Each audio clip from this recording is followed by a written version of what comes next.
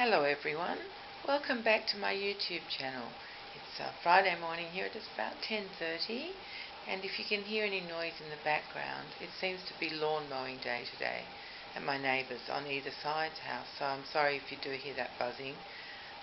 But it's lovely to, I'm so happy to be back with you, and it's lovely to have you with me. Feels like forever since I made a video. I don't know, I think with school going back this week and the children all back at school and I'm doing my pickups and things now, it just seems my time has shrunk again.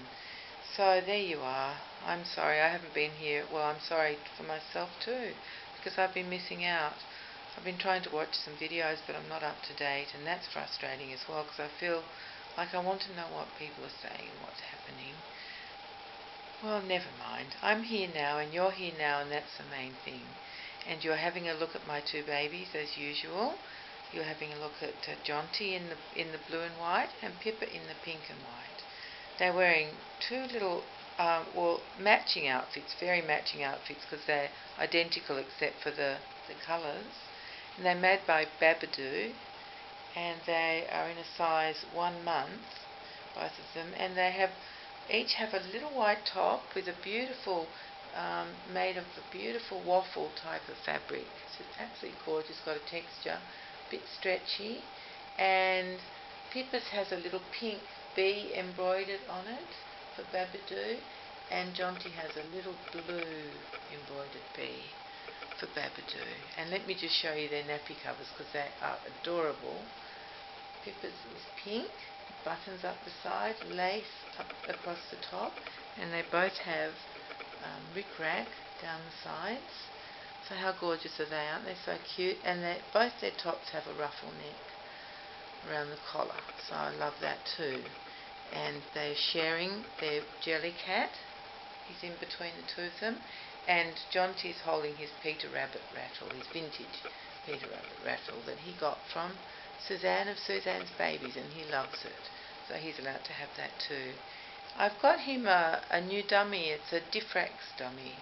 I haven't bought them before because the postage cost is always, makes your hair curl, or makes your hair straight if you've got curly hair. But I decided just to go for it, since I've been looking at it for so long. I just decided to buy one. It's not a perfect fit in his mouth, but from here it looks great. It just stands a little bit away from his mouth, and I don't really want to cut the teat, so I just put it in there. I think it looks lovely. So there you are. That's what my babies are wearing today on this Friday, which is grey, a little bit damp, but not too hot, so that's nice. I'm glad about that. And they're just having a little rest, the two of them, looking so gorgeous.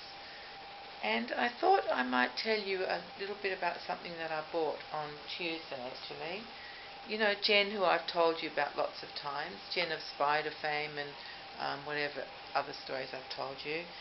She's been in England visiting her family and friends, which she does every second year. And she's just come home, and so we thought we should spend some time together and catch up on our stories.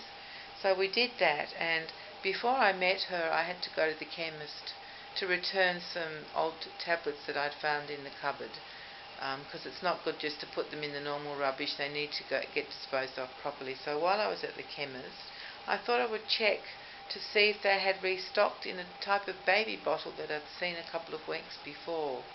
I'd seen two of these bottles in the chemist. One was a little version and one was a bigger version. And when I saw them, I thought, oh no, that's ridiculous. That's just far too expensive. I'm not going to do that. How silly is that? They're not even glass anyway, and I collect glass and blah, blah, blah. I talked myself out of it.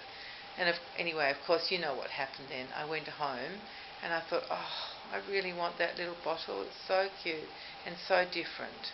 So I went back the next day, especially to buy the little bottle. And of course, they were both gone, the small one and the big one, both gone. And so I thought, oh, now I really want it. You know that feeling that when you can't have something, you want it more? So I decided to forget about it for a little while and go back in case they did restock. And that's exactly what happened. I left it 2 weeks, and when I went back on Tuesday, they had them again. So you guys have probably seen these bottles. Let me show you what it is. It's called a Mimi Jumi. There it is. So you've probably seen them. I haven't before. This is very little. It's only, let me take the lid off for you. It's only 120 mils. There we go. Isn't that so cute? And it's on an angle. Can you tell that? It's on an angle, and it's got measurements there. And it's really cute. And this whole teat screws on and off. Look at that. So, see that? That's really different, isn't it? And maybe that's why it's so expensive, because it is so different. So I bought it and I'm really happy to have it. So I'm a bit embarrassed to tell you, but at the moment, because I love it so much, I have it sitting next to the kitchen sink where I can look at it while I'm washing dishes or making food or whatever. And eventually it will make its way into my collection, but just for now I love looking at it. So there it is. It's spelled Mimijumi, so Mimi Jumi. I assume that's how you say it. I'm not sure where it's made, maybe England or America.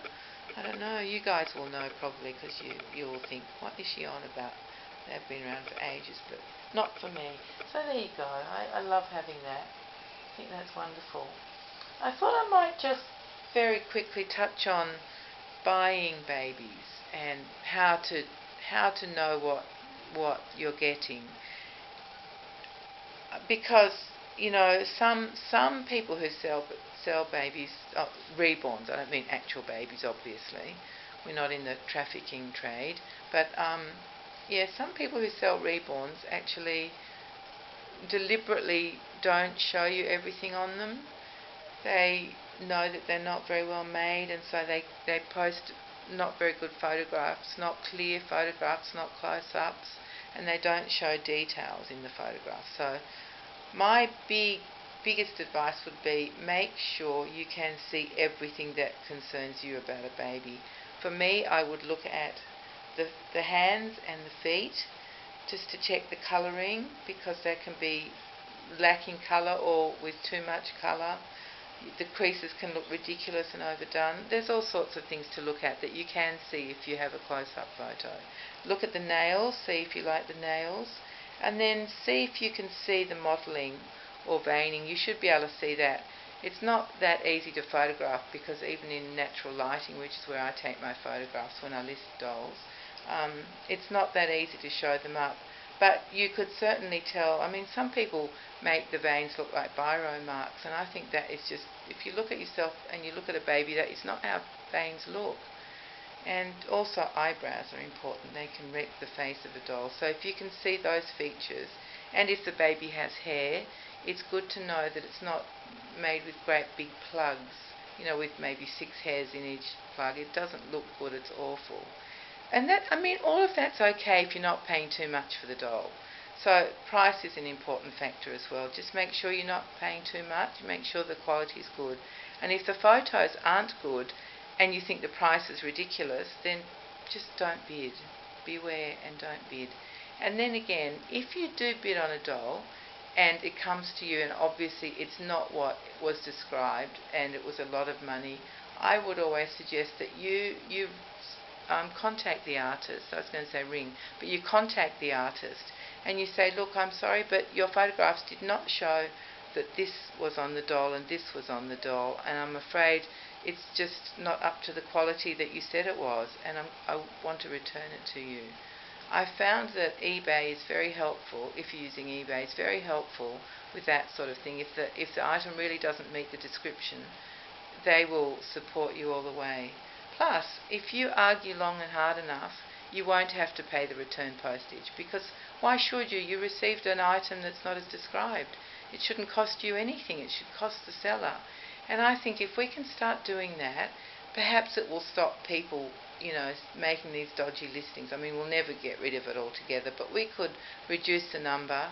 I think we could anyway, and I think it would be really a good idea to do that, to return the doll if it's not as described, and also to be very careful when you're looking at the listings. Just make sure that the photos are clear and you can see what you want, and if there isn't a photograph of, say, a hand that you're interested in, contact the seller and say, could you please post some photos of a close-up of the left hand, or whatever it is you're interested in.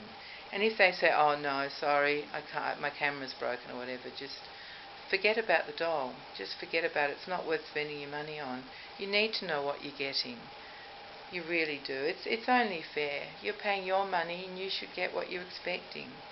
And because these are artworks, there's a lot of give and take and interpretation. But if it's not what you want, then don't buy it. It might be a brilliant doll, but it might be painted in a style that you don't like. So don't buy it. Really, really, just wait. Another good doll will come along. They do. They always do. And you don't need to have the latest doll. You can have any doll that you love. It doesn't matter if it's 5 years old or 1 month old. If you love it, that's all that matters. I mean, the Noah sculpt by Reva Schick has been around forever. I mean, it was around when I started painting, which was, 7 or 8 years ago, and it's still very popular and makes a very beautiful baby. So it doesn't matter how old the kit is.